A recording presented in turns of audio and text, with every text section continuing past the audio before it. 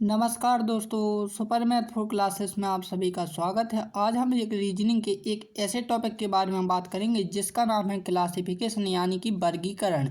इससे रिलेटेड आपको एग्जाम में दो क्वेश्चन पूछे जाएंगे, चाहे आप एसएससी की तैयारी कर रहे हो, रेलवे, एनटीसीपी या फिर किसी भी स्टेट एग्जाम की तैयारी कर रहे हो। आपको इससे रिलेटेड दो क्वेश्चन पूछे जाएंगे। तो हम क्लासिफिकेशन के अंदर कितने टाइप की क्लासिफिकेशन पढ़ेंगे तो हम वो देख लेते हैं। तो नंबर पहले हम दोस्तों किसकी बारे में बात करेंगे, वर्ड क्लासिफिकेशन क्वेश्चनों के बारे में। सेकंड हम दोस्तों नंबर क्लासिफिकेशन के बारे में बात करेंगे और थर्ड करेंगे हम लेटर क्लासिफिकेशन के बारे में। तो इन तीन टाइप की जो क्लासिफिकेशन होती है इससे रिलेटेड आपको दो क्वेश्चन पूछे जाएंगे एग्जाम में, चाहे वो आप कहीं की भी कर रहे हो। तो हम शुरू करते हैं नंबर 1 से वर्ड क्लासिफिकेशन क्वेश्चनों से। तो थोड़ी सी बेसिक जानकारी ले लेते हैं कि क्लासिफिकेशन क्या होती है। तो देखो दोस्तों, क्लासिफिकेशन का मतलब ये होता है कि आपको कितने चार ऑब्जेक्ट दिए जाएंगे, कितने चार ऑब्जेक्ट, ठीक ना। ये दिया गया है हमें, पहले पॉइंट क्या दिया गया, हमें चार ऑब्जेक्ट दिए जाएंगे, ठीक है ना। जिसमें से तीन ऑब्जेक्ट क्या होंगे, एक समान होंगे। यानी कि दोस्तों जो तीन होंगे इसमें से वो क्या होंगे, एक समान होंगे, ठीक है ना। फिर अगला क्या बोला, एक अगल होगा, यानी कि एक अगल होगा। और जो अगल होगा दोस्तों हमें उस पर क्या टिक लगाना होता है, यानी कि यही सही करना होता है, ठीक है ना। फिर क्या बोल रहा है कि जो तीन ऑब्जेक्ट एक समान होते हैं हमें उनमें समानता भी देखनी होती है। यानी कि दोस्तों ये वाले जो तीन थे, ठीक है ना, तीन जो अगल थे यानी एक से थी, हमें इनमें क्या समानता भी देखनी है। क्या देखनी होती है, समानता भी। जब हम क्वेश्चन करेंगे तब आपको पता चल जाएगा। तो आप केवल इतना ध्यान रखें कि हमें चार ऑब्जेक्ट दिए जाते हैं जिसमें से तीन कैसे होते हैं, एक समान होते हैं, और जो अगल होता है हमें उसी को टिक लगाना होता है। तो हम सबसे पहले बात करते हैं किसके बारे में, बर्ड क्लासिफिकेशन के बारे में। तो देखो दोस्तों, जितने भी मैं आपको ये क्वेश्चन बताऊंगा ना, ये सभी के सभी दोस्तों रेलवे और एसएससी के क्वेश्चन लिए गए हैं। तो ये इंपॉर्टेंट क्वेश्चन है, तो आप बिल्कुल बस 5 मिनट देखिएगा, ठीक है ना। यदि आपको वीडियो अच्छी लगे तो आप और भी देखिएगा, लेकिन दोस्तों 5 मिनट तक आप कहीं पर भी इसकी मत कीजिएगा, क्योंकि दोस्तों क्योंकि इसमें आपकी ही हानि होगी। इसलिए मैं आपसे बार बार कह रहा हूँ, ये सभी के सभी इंपॉर्टेंट क्वेश्चन हैं जो एनटीसीपी यानी रेलवे से लिए गए हैं और एसएससी से, ठीक है ना, जो पेपर में पूछा जा चुका है। तो दोस्तों हमारे पास फर्स्ट वाला क्वेश्चन क्या बोल रहा है, ये आपको किस में आएगा, वर्ड क्लासिफिकेशन में आएगा, ठीक है ना, यानी शब्दों के वर्गीकरण में। निम्नलिखित प्रश्न में दिए गए विकल्पों में से असंगत समूह का चयन करें। तो सबसे पहले तो आपको क्वेश्चन को समझने की जरूरत है। तो दोस्तों आपको जो असंगत है ना, यहाँ पर असंगत के स्थान पर दोस्तों आपको विषम भी दे सकता है, ठीक है ना। क्या दे सकता है, विषम, ठीक है ना।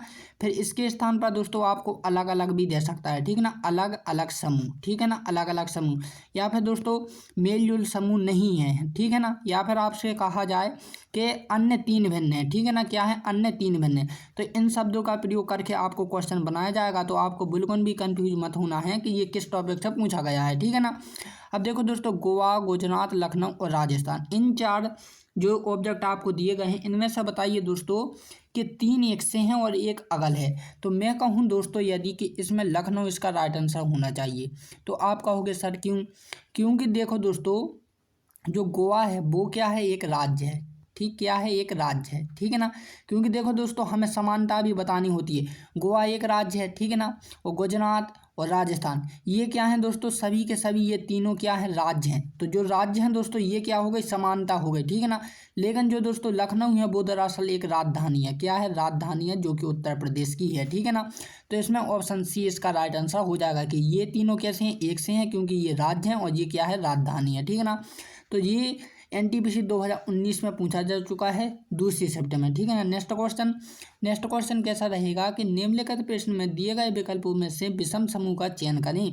तो देखो पहले वाले क्वेश्चन में असंगत पूछा था, इसमें विषम पूछ लिया, ठीक ना।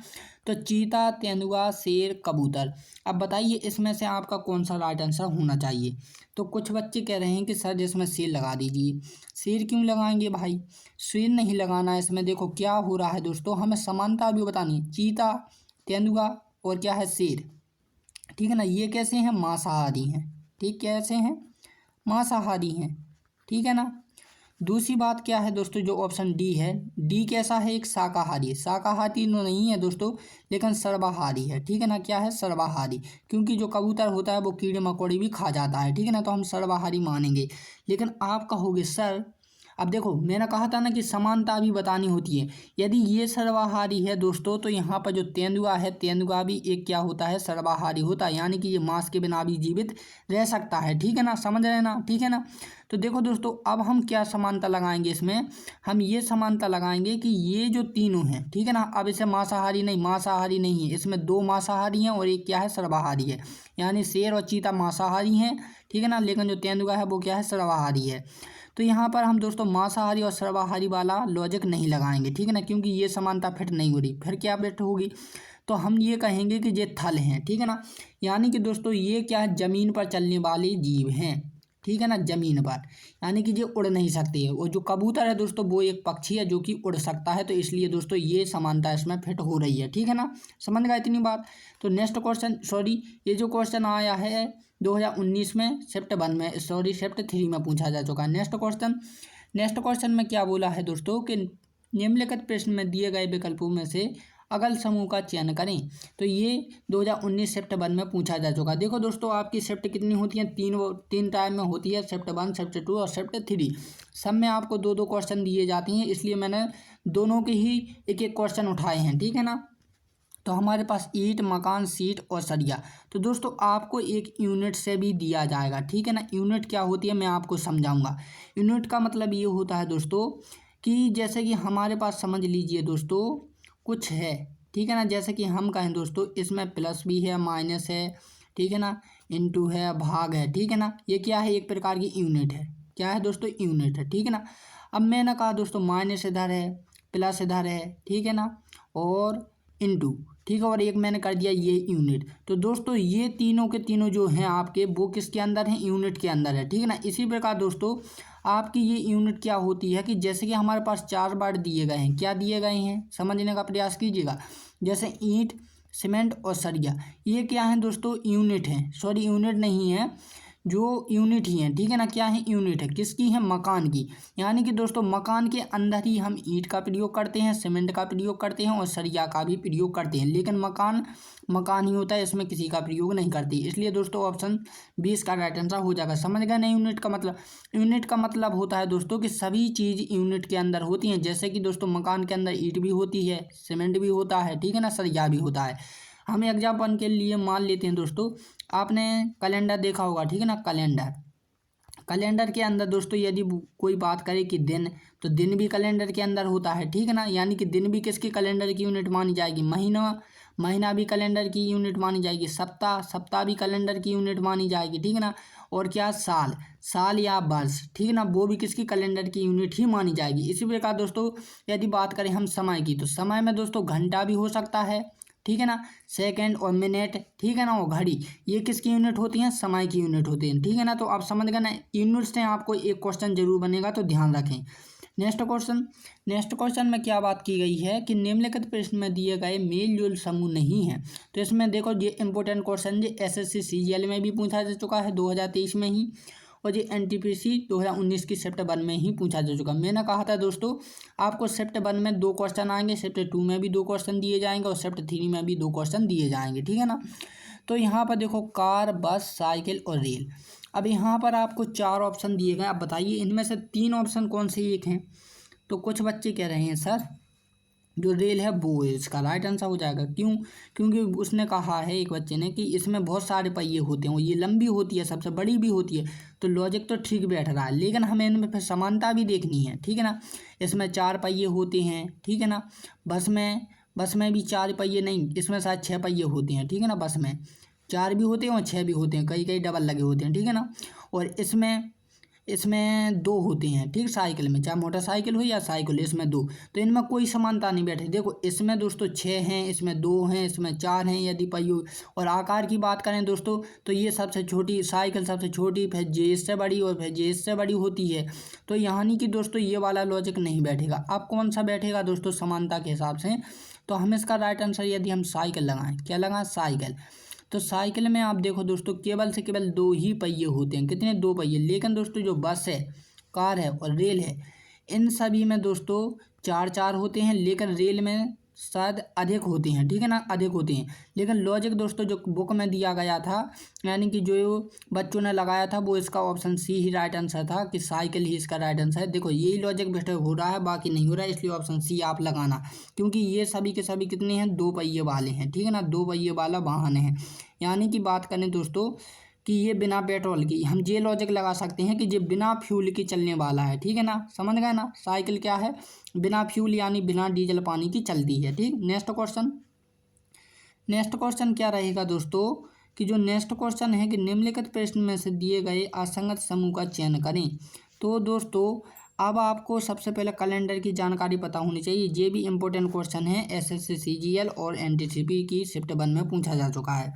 तो देखो दोस्तों कैलेंडर जनवरी, फरवरी, मई और जुलाई, ये आपको ऑप्शन दिए गए हैं। तो आप जानते हैं दोस्तों जनवरी का जो महीना होता है वो 31 दिन का होता है, फरवरी का महीना कितने दिन का होता है, 28 का और 29 का, ठीक है ना। मई का भी 31 का होता है और किसका, जुलाई का भी 31 का होता है। तो आप देख रहे हैं दोस्तों ये तीनों के तीनों कैसे हैं, 31 दिन वाले महीने हैं, लेकिन जो फरवरी है वो ही अगल है जो कि 28, 29 का है।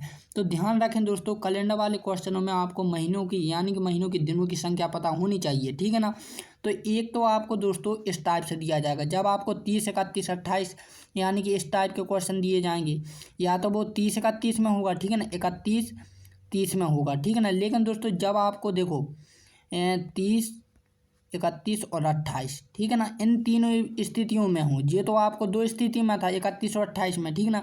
लेकिन कहीं क्वेश्चन में दोस्तों यदि 31 का महीना मिल जाए आपको, 30 का मिल जाए और 28 का मिल जाए, तब आप क्या करना है दोस्तों, तब आपको ये सोचना है कि जैसे जनवरी का महीना 1 नंबर पर आता है, ठीक है, फरवरी का महीना 2 नंबर पर आता है, मई का 7 6 पर आता है, ठीक है ना, जुलाई का 7 पर आता है। तो आपको ये सोचना है कि क्या इसमें से कोई सम पर है, कौन सी विषम पर है, ठीक है ना, समझ गए। तो आपको इस टाइप से लगाना होता है, जैसे कि हम मान लेते हैं जनवरी 1 पर है, ठीक है ना, और ये फरवरी हम मान लेते हैं, मई मान लेते हैं हम 9 नंबर पर, ठीक है ना, अब एक इलाज हम मान लेते हैं 9 नंबर पर है। तो आप कहोगे सर ये विषम है, ये विषम है, ये विषम है, लेकिन ये सम है, तो इसका मतलब ये ऑप्शन बी इसका राइट आंसर हो जाता है, ठीक है ना। तब आपको उनकी सम विषम के आधार पर देखना होती है, ठीक है ना, समझ गए। तो आपको 2 चीज़ें आपको याद रखनी है, तो इसका जो राइट आंसर है वो ऑप्शन बी है, फरवरी।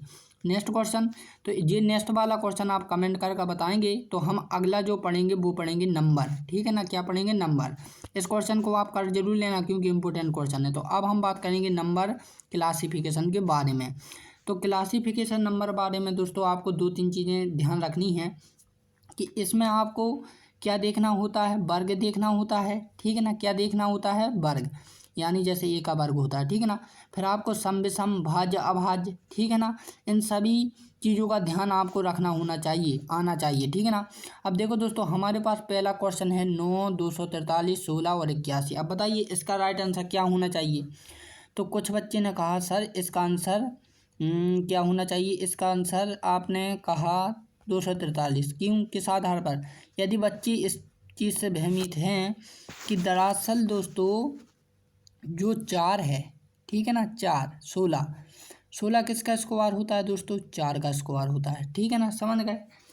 अब दोस्तों यदि हम बात करें, क्योंकि ये सभी के सभी स्क्वायर फॉर्म में लिखी हैं तो इसलिए थोड़े कंफ्यूज हो रहे हैं हम।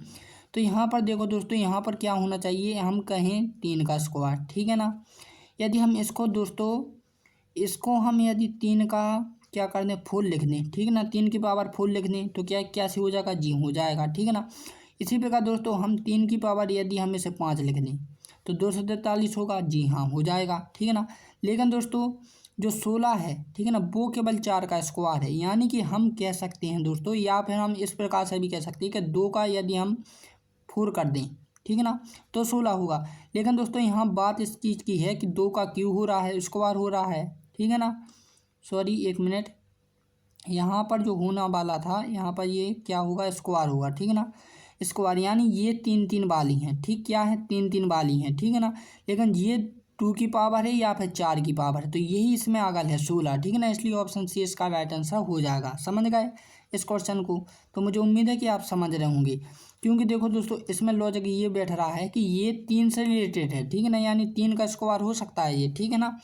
ये भी 3 का 5 करेंगे तो हमारा 243 मिल जाएगा, ये इसको भी हम 3 की पावर यदि हम दोस्तों 4 कर दें तो इसका भी हमें मिल जाएगा, समझ रहे हैं ना, ठीक है ना।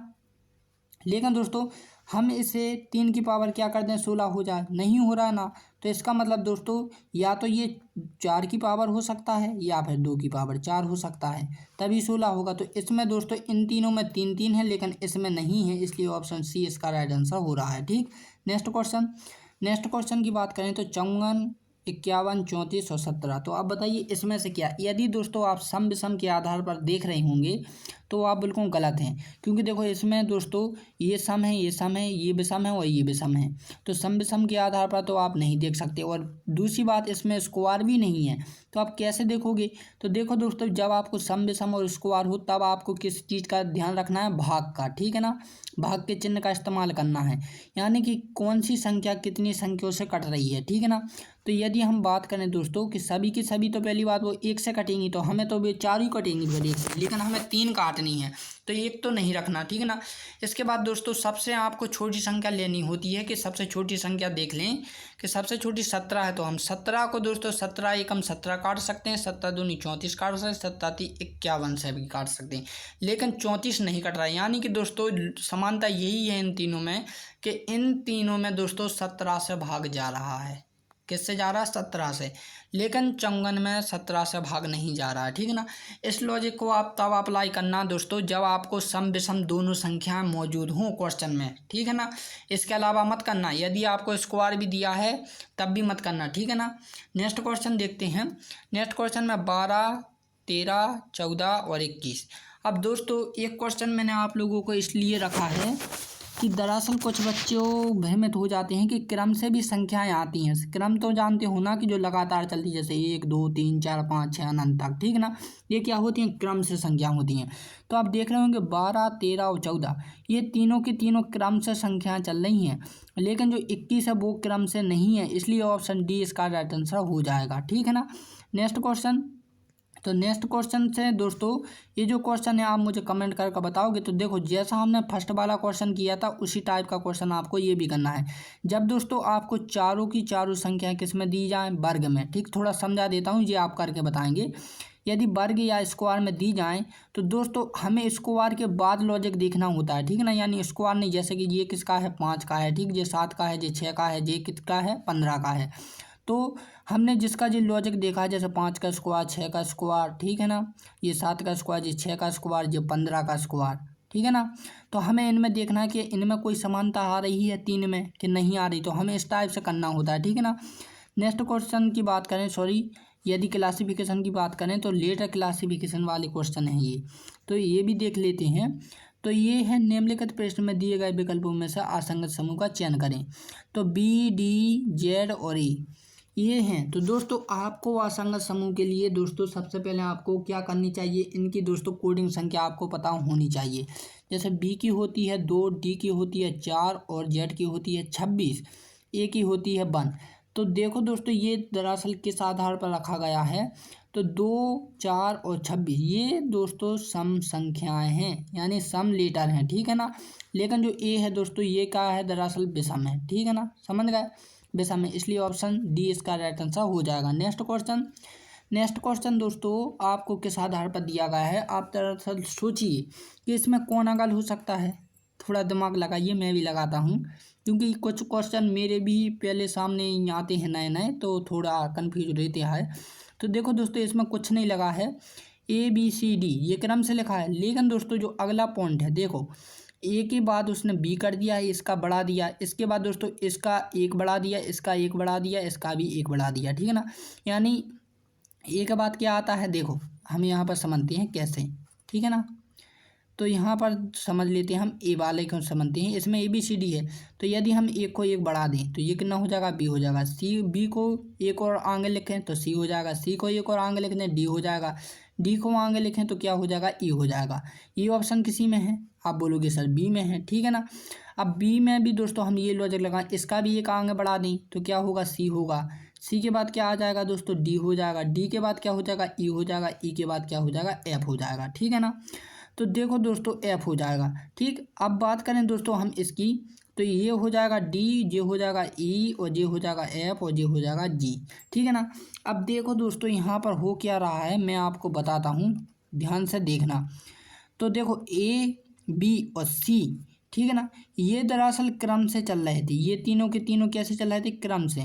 लेकिन दोस्तों इसके बाद यानी कि जो सी हमने किया है, इसके बाद दोस्तों हमें ये वाला बॉक्स मिलना चाहिए था क्रम के आधार पर, लेकिन दोस्तों इसके भी हमें आगे का मिल रहा है। जैसे कि दोस्तों देखो डी के बाद क्या आएगा, ई आएगा, ठीक है ना। ई के बाद क्या आएगा, एफ आएगा, एफ के बाद जी आएगा और जी के बाद क्या आएगा, एच आएगा।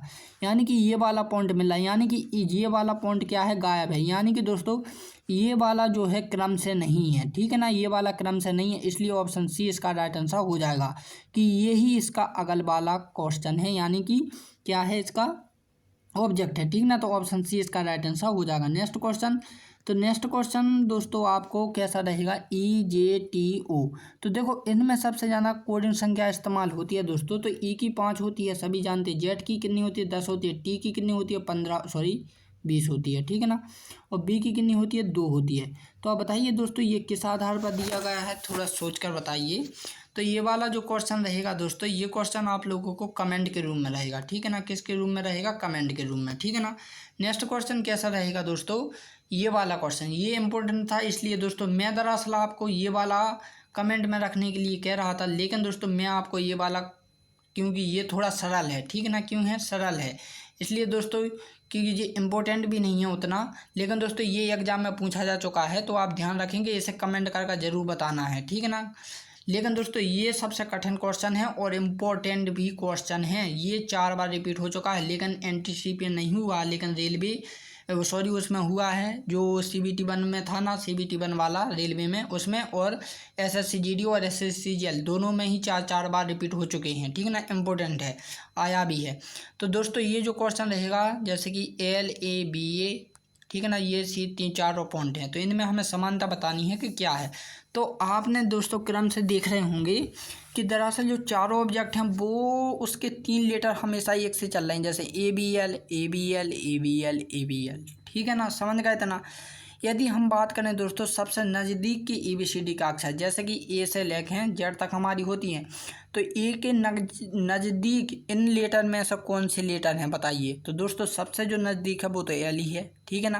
पहले L आएगा, फिर तो और लेटर आएंगे। L के बाद दोस्तों M आता है, M के बाद N आता है, N के बाद दोस्तों O आना चाहिए था, लेकिन O के बाद यहाँ पर क्या दिया है, Q दिया है, यानी कि ये क्रम से नहीं है, तो ऑप्शन डी इसका राइट आंसर हो जाएगा। ये भी दोस्तों सरल ही था, लेकिन दोस्तों ये इंपॉर्टेंट क्वेश्चन था, इसलिए मैंने आप लोगों को बताया है, ठीक है ना। तो दोस्तों ये जो क्वेश्चन है आप कमेंट करके बताएंगे। तो दोस्तों मैंने आपको तीनों टाइप की क्लासिफिकेशन बता दी है, यानी वर्गीकरण के बारे में। यदि आपको ये वीडियो अच्छी लगी है तो प्लीज़ वीडियो को लाइक एंड सब्सक्राइब जरूर करें, साथ ही साथ इसे शेयर भी कर दें, ताकि दूसरे व्यक्ति भी इस वीडियो का लाभ उठा सकें। तो दोस्तों अब हम मिलते हैं अपनी अगली वीडियो में, तब के लिए जय हिंद एंड जय भारत।